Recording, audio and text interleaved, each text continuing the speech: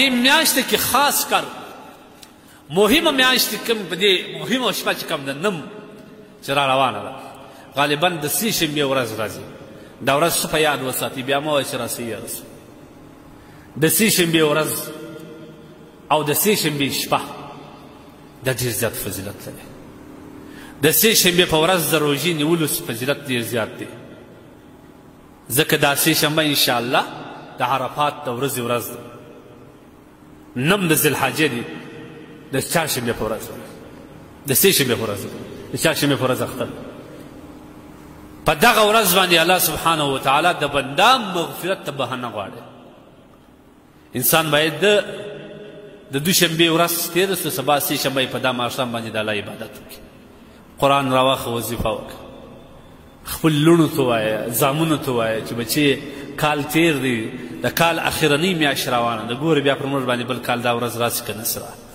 راسه زوی سپاره تلاوت وکړه راسه زوی 2 رکعاته نفل وکړه راسه لورې 2 رکعاته نفل وکړه راسه بیبي 2 رکعاته نفل وکړه په دعوت ورته او بیا په دغه شپه باندې پیشنمۍ وکړي روژه نیول ډېر غټ ثواب لري نبی کریم صلی الله علیه وسلم فرمایي صیام یوم عرفه احتسب علی الله تعالی د عرفې د ورځې روژه نیول نبی علیه الصلاه والسلام وایي دا د ده دپاره د یوه کال تیر سوي او یوه کال د راتلونکي د ګناه مغفرت سره کېږي 360 ورځې کال مخکې او 360 ورځې وروسته دا ټول څه ګناوې د انسان څخه کېږي محدثین وایي اتفاق دی دې څخه ګناه صغیره مراد دی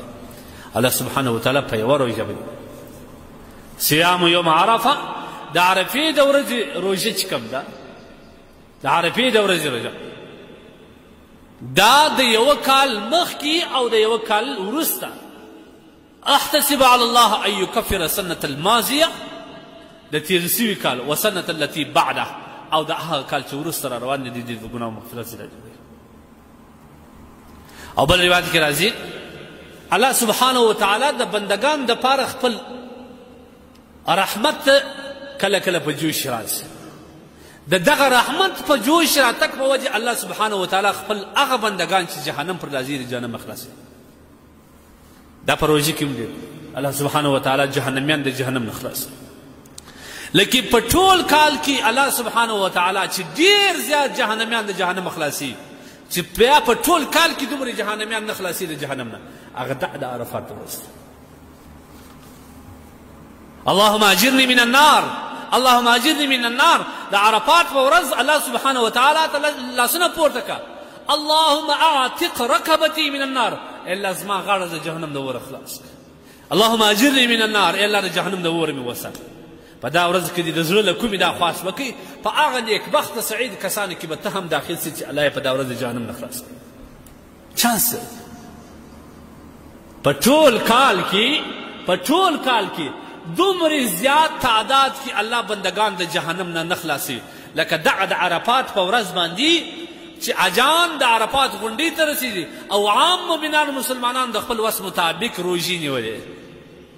چې څومره کسان په دغه ورځ الله د جهنم نه خلاصي په ټول کال کې بیا دونې ورځ نشته کوشش دا وکړه عبادت وکړه هغه حاجان نیکبخته خو کړلي هغه به د عرفات پر غونډۍ ولاړ د عبادت لپاره خبره په موږ تاسو که موږ او تاسو دغه موقع د ځان لپاره غنیمت وبولو او نوافل وکړو